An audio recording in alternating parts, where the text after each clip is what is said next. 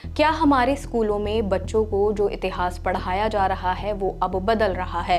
क्या अब बाबर, अकबर और औरंगजेब को एक नई नज़र से दिखाया जा रहा है? एनसीईआरटी की क्लास 8वीं की नई सोशल साइंस किताब ने इतिहास को पढ़ाने का नज़रिया बदल दिया है। किताब का नाम है exploring society India and beyond और इसमें दिल्ली सल्तनत, मुगल, मराठा और भारतीय समाज के बदलावों की बात की गई है। लेकिन इस बार कई बातें पहले से बिल्कुल अलग और खुलकर कही गई हैं। तो आइए जानते हैं क्या बदला है और क्यों ये बदलाव चर्चा में है।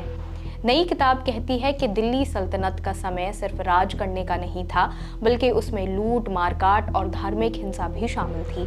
खासकर बौद्ध, जैन और हिंदू मंदिरों को सिर्फ दौलत के लिए नहीं बल्कि धार्मिक कारणों से भी तोड़ा जाता था। ये बात अब तक की एनसीईआरटी किताबों में इतने साफ तौर पर कभी नहीं कही गई थी। अब पहली बार इन घटनाओं को धर्म से जोड़कर पेश किया जा रहा है। इसी तरह जजिया टैक्स के बारे में भी नजरिया बदल दिया गया है।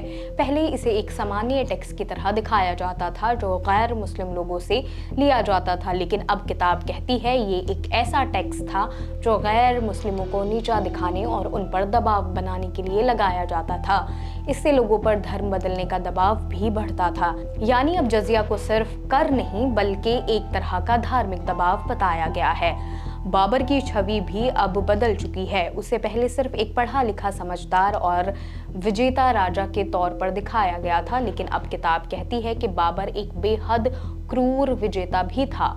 उसने कई शहरों की पूरी आबादी को मार दिया था, महिलाएं और बच्चों को गुलाम बनाया था और मरे हुए लोगों की खोपड़ियों से मीनारें बनवाई थीं। किताब में ये भी बताया गया है कि बाबर ने खुद ये बातें अपनी किताब बाबरनामा में गर्व से लिखी हैं। अकबर को एक ऐसा शासक बताया गया है जिसमें सहनशीलता और हिंसा दोनों थीं। किताब में लिखा था कि चित्तौड़गढ़ के युद्ध के बाद अकबर ने करीब 30,000 आम लोगों की हत्या करवाई और मंदिरों को नष्ट करवाया। हालांकि बाद में उसने दूसरे धर्मों को सम्मान देना शुरू किया, लेकिन प्रशासन ने ऊंचे पदों पर गैर मुस्लिम बहुत कम ही पहुंच पाते थे। यानी अकबर को अब टॉलरेंस और ब्रूटैलिटी का मिला जुला चेहरा बताया गया है। औरंगजेब के बारे में भी किताब में बड़ा बदलाव है। अब कहा गया है कि उसके फैसले धार्मिक भी थे और राजनीतिक भी। उसने मथुरा, बनारस, सोमनाथ जैसे मंदिरों को तोड़ने के आदेश दिए और सिख गुरुद्वारों और जैन मंदिरों को भी निशाना बनाया। कुछ जगहों पर उसने मंदिरों को संरक्षण भी दिया, लेकिन उसने फरमान और काम ये बताते हैं कि उसकी सोच धार्मिक रूप से काफी कट्टर थी। यानी उसकी छवि अब और ज्यादा स्पष्ट और गंभीर तरीके से पेश की गई है। इतिहास में जहां ये सब तबाही और हिंसा थी, वहीं नहीं किताब ये बताती है कि भारतीय समाज ने हर बार खुद को दोबारा खड़ा किया। जब मंदिर टूटे, शहर लूटे गए, तब भी लोग फिर से इकट्ठा हुए, गांव बसे, मंदिर बनाए, व्यापार चला और समाज आगे बढ़ा। ये दिखाता है कि भारत का समाज कितना मजबूत और सहनशील रहा है। शिवाजी को भी अब एक सिर्फ योद्धा नहीं बल्कि एक दूरदर्शी और सांस्कृतिक नेता बताया गया है।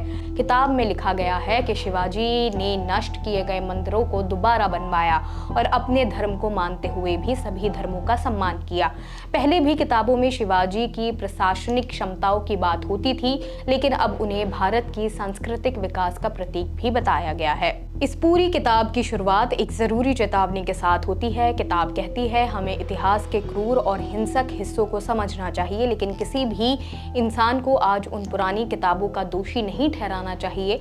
अतीत को ईमानदारी से देखना जरूरी है, लेकिन नफरत से नहीं। इतिहास से हमें सबक लेना चाहिए ताकि वैसी गलतियां फिर ना दोहराई जाएं।